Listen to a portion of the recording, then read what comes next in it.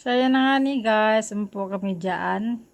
Dumalo kami sa naimbitahan ang mga, kasi mas offering namin ngayong umaga. So, dumating kami dyan ng 7:15 I think. So, sa unahan daw kami umupo. Surprise. Yun pala, hanap ako ng hanap, wala si ma'am dyan. Nandoon sa kabilang linya dahil may mga kasama mga bata. So, sabi na kasi niya, hindi raw kami magkasama at may iwan daw sila dahil sa mga batang may mga certificate pang ibibigay sa mga bata. So, ayan nga guys. At tinanong dito kung sino daw active na nagsiseminar. Ayun, sabi nila, yun na nga yun. So, sige, atin lang kami. So, nandito na nga po kami. Ayan, naghihintay lang kami. Ay, bigla naman tinawag yung pangalan namin guys. Kala ko biro lang eh. Yun pala. Pero, ang Panginoon na ang may ano niyan. May sabi niya, no? Espiritu Santo. So, hintayin natin yung pangalan natin, matawag.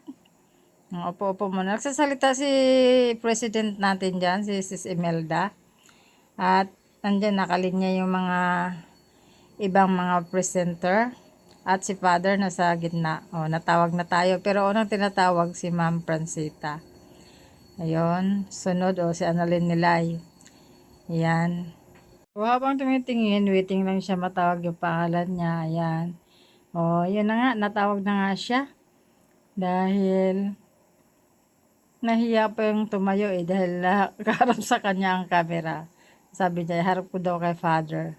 Father Lito. So, hinarap ko naman. Yung pala sa kanya pa din nakaharap. Ayun po mga kasama namin sa BEC. Siya yung taga-picture.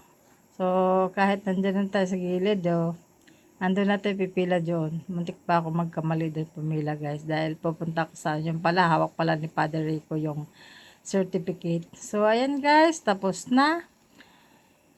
Love tayo ni Lord at nakaitin tayo dyan. So, be active. At sa mga gusto mag-seminar ulit sa July 4 or 7, I think, November. Pwede po kayong umaten. So, this is it. Thanks be to God. Mahal kita kapatid. Bye-bye.